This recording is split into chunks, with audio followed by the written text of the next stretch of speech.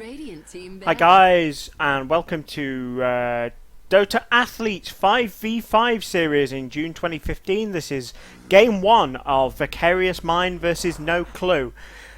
Now, I haven't seen any of the matches by these guys so far, except I have a replay commentary lined up for one of VM's previous matches. There's quite a lot of fighting in it, so probably be a good one to do a cast up. I don't know the result of that, and so if you've already seen the previous match before and are thinking, why am I saying this is the first one I've cast, that's why. Okay, so at this level we have quite a wide MMR bracket. We've got everyone all the way from like 2K teams joining in here, all the way up to like 5 and 6K teams joining. I mean, Dota Athletes is free to enter, so we do get a bit of variety, so I wouldn't put too much mind into the picks and bans stage here. Generally, a lot of teams tend to just watch the international and copy that. So, you know, we've got... I mean, don't worry too much about it. I mean, personally, looks like we're going to have some fighting with Vicarious Mind. I love Winter Wyvern for lockdown in team fights. If we get anybody with decent AoE, Winter Wyvern's amazing. So we can pick on an enemy carry or a squishy support, make them beat them up, and it's effectively a stun as well for the entire team or anyone who tends to come near. So could be really interesting there. Now, Shadow Fiend's pretty much a staple with a lot of teams at this level, so we'll see a Shadow Fiend mid. He's quite a good good nuker. He's a really good mid. So Dire team ban. Okay, so looks like perhaps No Clue are going for a push. They seem to be banning out a little bit of counter push here. They don't want VM to go push themselves, hence the Lesh ban. Although Lesh has been really OP recently since the last few updates. He's been really popular in TI5. So again, he's probably a pretty solid ban anyway. Again, Queen of Pain, she can be a real pain in the backside with the pure damage. You can't really protect against, Reserve time. and her obviously her mobility. But otherwise, you know, at this level, I think teams should just ban heroes they find annoying. I mean, you see heroes that the pros counter really well, but at this level, that's not always the case. Let's say there's quite a wide skill band in Dota Athletes because we're still in the group stages at the minute. Just banning heroes that your team doesn't do well against is often better than looking at the larger meta of how the pros are played. Well, that's quite interesting. I don't see Beastmaster played that much. Okay, again, perhaps No Clue here, looking for a bit of a push and going for some counter initiation with Mirana. You know, that invis can be really annoying. Obviously, Dust helps, but if you get an initiated on, Dust is too late, and whoever's carrying the Dust is going to be in range. So I think perhaps we're going to see No Clue just running away from fights in this, just hoping maybe get the Shadow Fiend farmed up for later, or maybe just leave Shadow Shaman to push. But again, Shadow Shaman is a really good fighting hero as well. He's got 2 disables, and dropping the snakes in the middle of a fight can be really it can have a massive impact on the fight. See, they don't do that much damage on their own, and if you see a stack of snakes and you fight them on their own, it's no big deal. But in the middle of a fight, they do put a lot of damage out, especially if you just ignore them because you're busy fighting heroes.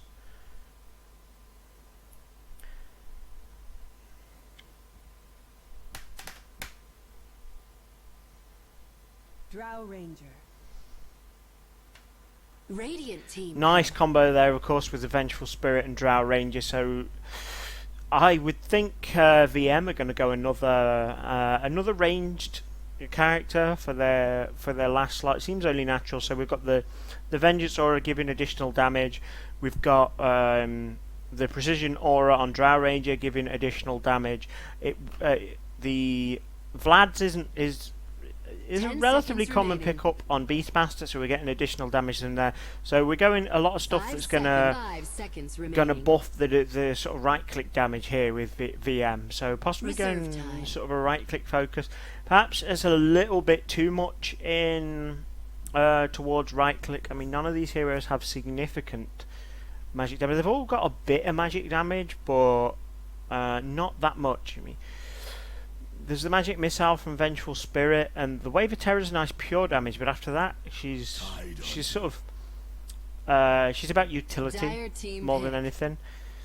Okay, so Tide Hunter is going to be really difficult to kill if we're going mostly physical damage. Okay, the Wild Axes is physical as well. We've got Radiant the team banned. Primal Roar is magical, but it's got quite a long cooldown. You can't really rely on that to always be up. Wyvern, she's got plenty of burst damage, but the problem with Wyvern, she generally doesn't have a lot of follow-up. Because of the 10 fact that seconds her for 10 seconds Arctic remaining. Burn is a percentage of their current health, she 5 seconds she hits remaining. really hard at first, but that sort of tapers off a bit. Reserve time. But again, she's also quite a good counter to sort of physical damage dealers as well, because the Cold Embrace can not only heal people but prevent them from being attacked. I don't think that's going to be that big a deal for No Clue this game, because we've got magic damage from Shadow Fiend, we got nukes from Shadow Shaman, we've got nukes from Mirana. The nukes from Tide Hunter aren't sort of pretty weak, but they're there. Okay, Faceless Void Dire banned out team there. pick. I couldn't particularly see Void being that much of a problem. I suppose they're worried about mobility. Now, there's one of the things that can be a real pain for your Shadow Fiend in the early game is he hasn't got a lot of Radiant health, team pick. so mobility heroes can quite often catch him out and sort of kill him off before he really has a chance to react. I mean, in early Chrono, he'd die quite easily. If he doesn't have any, if he's blinked in, couple of hits from Anti-Mage, he's got no mana left. He can't really do much. Queen of Pain's ult would probably take him out as well. Okay, so we've got the mostly physical coming out 10 from these seconds guys. So we've remaining. got a fantastic nuker in the form of the Luna. Okay, we've got a lifesteal. I wonder if we're going to be seeing the new Ags combo. That'd be really awesome to see.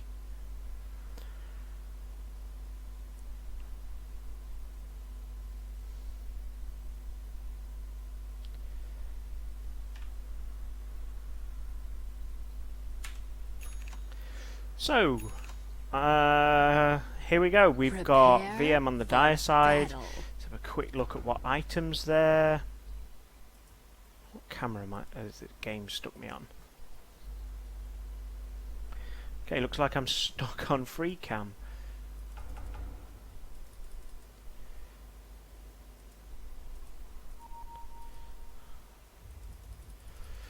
Wonderful. Dota's not being an ass.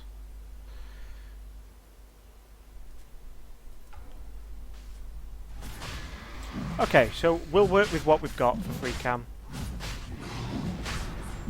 So it looks like we've got VM going straight for a Roshan here. We've got a ward up to scout out anyone coming in. It's going to be... I can't select anyone. 30 seconds to Okay, so battle. Beastmaster's got a Ring of Protection and a shield. We've got...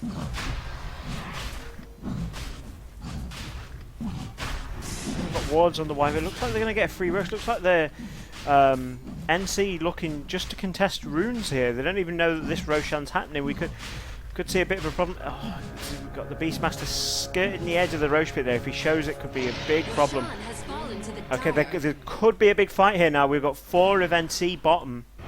This misses the arrow though. Looks like this is going to go the way of VM straight away. It could be, First blood. that's the Shadow Shaman going down. We're going to lose the Shadow Fiend as well.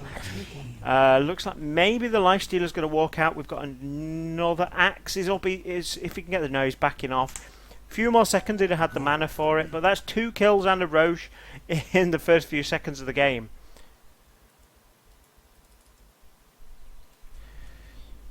Oh, not fun. Not fun for No Clue here. So let's have a quick look around. So we've got Tidehunter top, as you would expect. Plenty of regen there. Got Luna coming top. A couple of shared tangos, nothing special. But you know, NC, most of their guys at least level 2, close to level 3, with a lot of them are level 3. So big advantage for VM here. Right at the start, looks like we're going to go for another kill on the Tidehunter here, maybe. Okay, he's just zoning. But this is the thing now. We've got VM got in a big advantage. We've got, and with this tri-lane up top, I don't think they're going to have any problem killing this. Yeah, they're not going to have any problem killing this Tidehunter. My life ebbs. Okay, so we've got in the bottom lane here, we've got a solo Beastmaster, and currently again with that early game advantage, we've got one in Wild Axes, one in Call of the Wild, and one in Inner Beast. And quite a significant level advantage even before we came to lane. Lifestealer and Mirana have only just hit level 2, whereas Beastmaster is nearly at level 4 already. He's going to get the solo lane experience advantage, and he was almost level 3 by the time he came to the lane in the first place. Okay,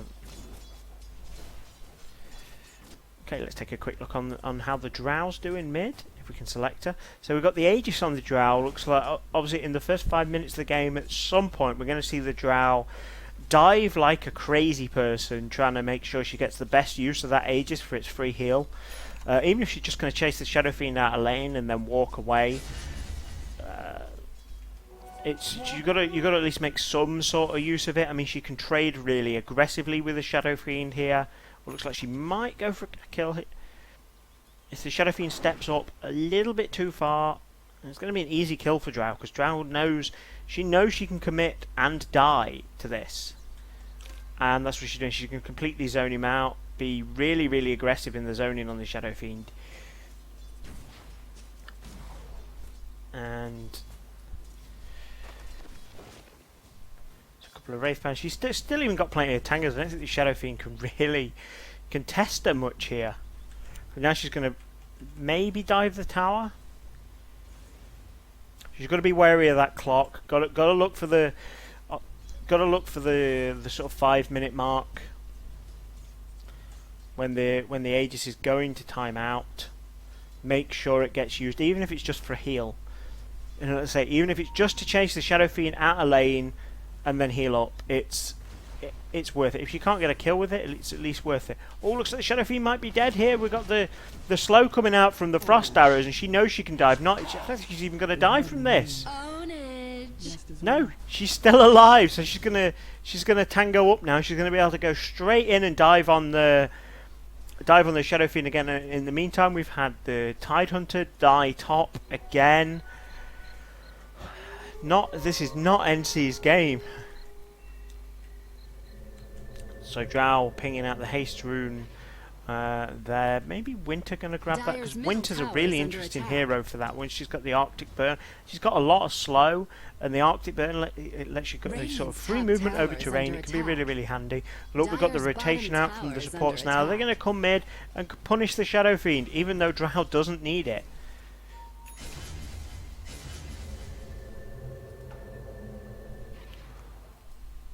Okay, so we've got Drow back. She's gone to base and healed up. Even though she's got the Aegis, it seems a bit of a waste when it's going to time out shortly. That's a little bit of a mistake there from VM. Hopefully she's Drow's noticed the timer and she's going to. That's it. It's gone. So she could have just sort of tanked creeps and died for that. That was the Tidehunter going down again. And now the Shadow Fiend, he's got to go down here. The Shadow Fiends is that we've got so much slow and the stun coming out, risking the courier a little bit there, but and we've got wards looking for ganks coming from.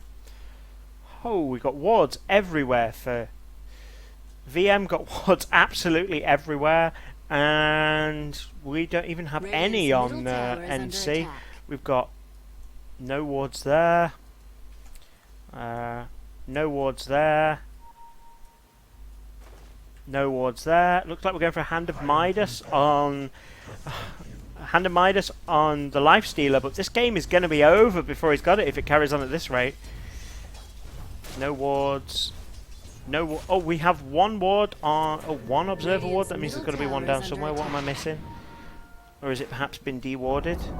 Radiant's middle tower But we've got one ward on the Mirana. Perfect. And that's mid tower gone already. VM really putting pressure on. Oh, we're going for a kill on. Looks like we're almost going to lose the Luna if perhaps because Mirana got an arrow up. 3 seconds, but she's going to back off. Obviously, the Drow's coming in. Oh, that's going to be a dead. That's a dead Mirana. Another easy kill. We've got the Tidehunter coming back in, but he's going to go down again. It's the problem with walking away from a Drow. She just gets stronger when you're not near her. So we've got 11 kills to 0. 6.5 minutes in. This VM have got wards everywhere. They've got a mid tower. They've got some decent damage to the top tower. This is not looking good for NC, not at all. They've really got to pick up some kills and pick up some kills quickly, or they're going to be out of this game. It's going to be a 15-minute game the way it's going. We've got the Shadow Shaman coming in. Hopefully, trying to set up the arrow there. Looks like we might get a kill on the Beastmaster, but Winter Wyvern's there to protect him. And now NC are on the run again. Looks like the Shadow Shaman's going to go down. They're not going to be able to chase down for the Mirana, but it's another initiation going really horribly for NC. Radiant's top tower Again, is we're under fighting attack. top again. We've got Drow Radiant's top tower Drow is with some falling. illusion runes pushing in the top towers. That's 2 towers down in less than 8 minutes. 12 kills to 0. This game, my money would definitely be on VM. Killing spree. And at the moment, if Dire's middle it tower looks is like under VM are attack. going to keep on the pressure because there's not really a lot Radiant's NC top can tower do is under attack. unless VM dive like complete morons. I just don't think NC can really push him out. Looks like the Life Stealer Radiant's in top the tower has jungle. fallen. Now, finished his Hand of Midas. Now he's going to get boots. But the problem is, this Hand of Midas not going to do a lot for him. He's not even level 6 yet. He's got, he's almost got phase boots, but that's it. It's going to be a long time before he's going to have any impact on this game. Is going to be over well before anything happens there. But we've got the Winter Wyvern coming in. She's coming down here just to ward up, I think, but she's not got the mana to get the kill there. She might be hoping to bait him, and yep, we've got the Beastmaster coming in there. That's got to be a dead hero. Obviously, he pops for the magic immunity, but the wild axes, like I said earlier, they're physical, and Shadow Shaman comes in to help, but he's going to go down too. To the Winter Wyvern slow. In the meantime, the Shadow Fiend went down too. Again, 16 kills in 9 minutes, and 3 towers. Now this is the difference when you come to when you see organised teams play and when you see pubs play. In a pub game, what would happen after the kill is everybody goes everywhere over the map, and the enemy team gets a chance to come out and farm. Whereas in this, VM, they know they've got an advantage. They know NC can't fight them, so they're just going to keep going, keep the pressure on. They're going to stay all together. So if it does go wrong, somebody gets initiated on, they can back them up, make sure that NC just can't do anything about it. So with the Tidehunter here, he's still level 4. That's all of N's. That's three from NC going down. We've got a bottom tower already, and we've got the GG call already. A 10-minute game for 10-minute game win from VM. So this is a perfect example of how to keep the pressure on when you've got a lead. Well played there to Vicarious Minds. Let's hope that we can keep up the same form in game 2.